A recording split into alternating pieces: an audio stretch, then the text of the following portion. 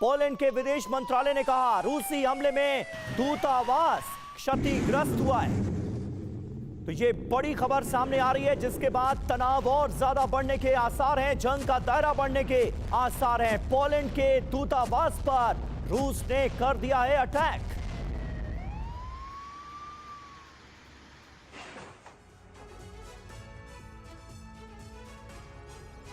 तो देखिए, कीव पर पुतिन का प्रकोप, पोलैंड दूतावास में विस्फोट। दावा क्या है? रूस ने पोलैंड के दूतावास पर कैलिबर मिसाइल से हमला कर दिया। कैलिबर मिसाइल हमले से दूतावास की छत गिर गई। नुकसान ज्यादा नहीं हुआ, कोई हताहत नहीं हुआ, लेकिन यह मामला बड़ा बन गया है। पोलैंड के विदेश मंत्रालय ने इस हमले की पूरी जानकारी दी है। सवाल यह है कि क्या पोलैंड के दूतावास को जानबूझकर किया गया टारगेट? क्या पोलैंड के दूतावास पर हमले का जवाब अब नेटो देगा? बड़ी बात देखिए क्या है, 12 घंटे में कीव पर 500 ड्रोन और 40 मिसाइलों से बड़े प्रहार को अंजाम दिया गया है।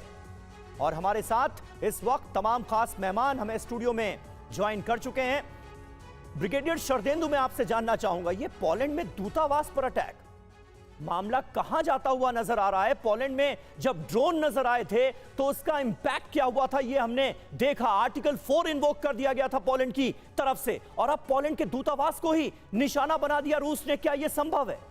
देखिए समीर, ये बहुत बड़ी घटना है। अगर पोलैंड के दूतावास पे रशियन मिसाइल गिरी है या किसी भी तरीके से एरियल अटैक हुआ है तो ये एक सीरियस घटना है। ये युद्ध को दूसरे डायमेंशन में ले जाता हुआ दिखेगा, क्योंकि ये नाटो का सदस्य है और नाटो सदस्य पे हमला का मतलब पूरे नाटो सदस्य उससे संगठित होकर उसको एक्ट ऑफ वॉर और उसको रिटेलिएट करने के लिए उनको मैंडेट है।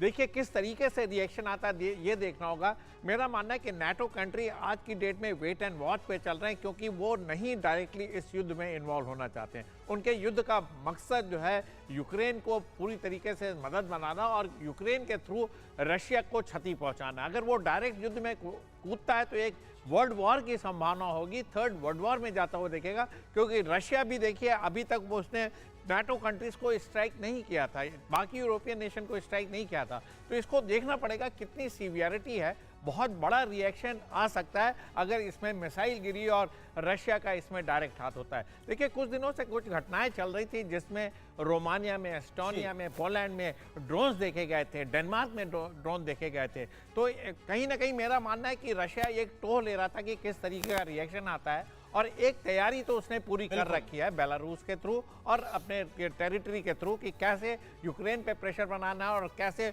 उन सारे एलाइज पे प्रेशर बनाना जिससे कि वो युद्ध से दूर रह सकें। लेकिन ये बड़ी घटना है करना। बिल्कुल।